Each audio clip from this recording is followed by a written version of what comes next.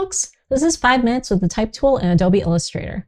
In this video, you're going to learn all about the type tool in Adobe Illustrator and all of the different options that you have around type. Let's get started. All right, so here we're going to start by creating a new document. Doesn't really matter what it is. I'm just going to go straight to print and do letter just for simplicity and hit create. Now, the type tool has a number of different options. One thing that you can do is you can click to create a single line of type that can be free transformed. Remember to always hit shift while you're free transforming. It keeps the type in proportion. You never want to stretch your type. Typeface designers worked really hard on that type. Don't ever stretch it. It's a very, very bad design practice to do that. Use a different typeface instead.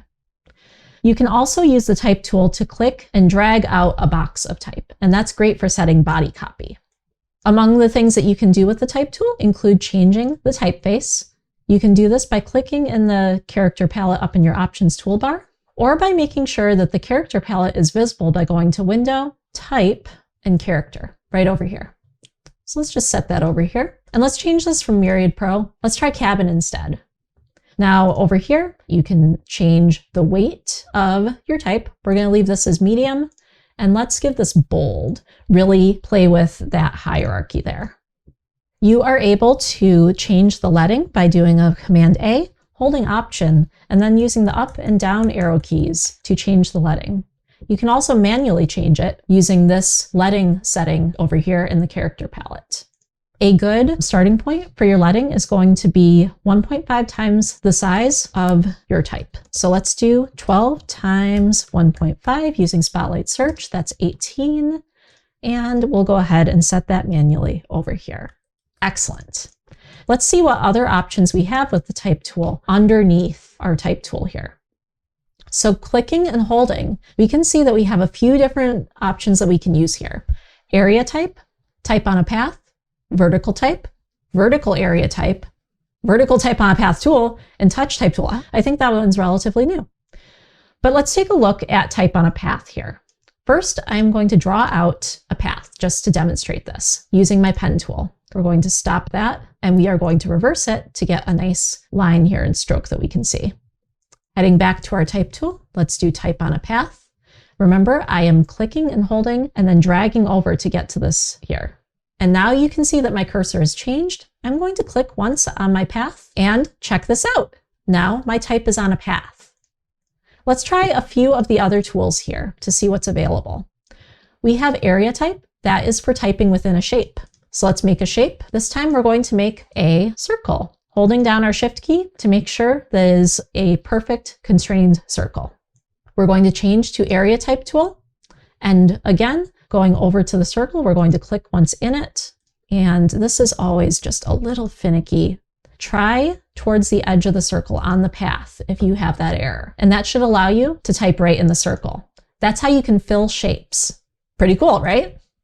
We'll draw out another circle and let's try vertical area type and see how that works. That will actually set your type up and down just like this and from right to left. So if you are working in a different language where things are read up, down, right to left, that would be when you would use that. You also might use this for creative purposes if you want your type to be vertically aligned. Finally, we have vertical type tool that will do that kind of thing. And let's see what else we have here. The last one that we haven't talked about yet is the touch type tool. And I just looked this up, and this is actually super cool. I've never used this one before. The touch type tool allows you to do really creative typography, including scaling, rotating, and actually moving around individual characters in a word while still keeping it editable.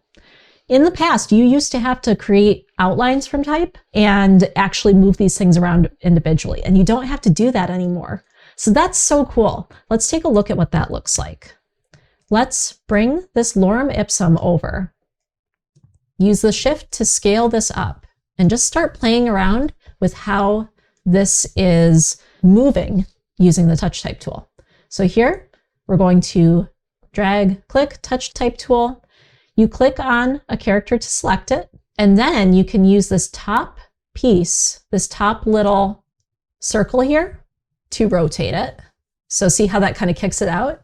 You can transform it. Again, hold Shift to make sure that the character stays there, and you can click and drag to move it around. Oh, this is just so cool. I cannot believe this. This is amazing. It is amazing what you learn teaching Illustrator. I have been using the Adobe Creative Suite since when? Since Creative Suite 2, which was, oh gosh, ages ago. And you never had anything like this. This is absolutely bananas.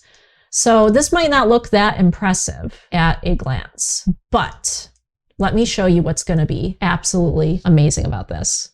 First of all, we're going to go back to our selection tool. All of this still moves together.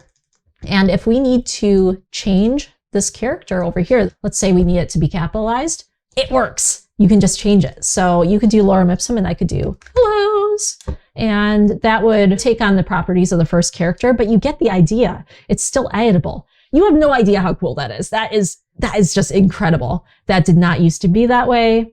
And if you ever want to adjust these again, you're just going to go right back to the touch type tool and just kind of go around with that. Always try to keep your kerning, the space between characters, nice and even. You might have noticed I was kind of bumping things around based on how they were rotated. All right. So that is hopefully 5 minutes with the type tool. It might have ended up being 10 by the time I got into touch type just because that was so exciting. But I hope that helps you out with your creative typography next week. Keep those things in mind. I would not use those for your first assignment. Keep the focus on readability for the first layout and do the creative stuff next week. I'll see you later.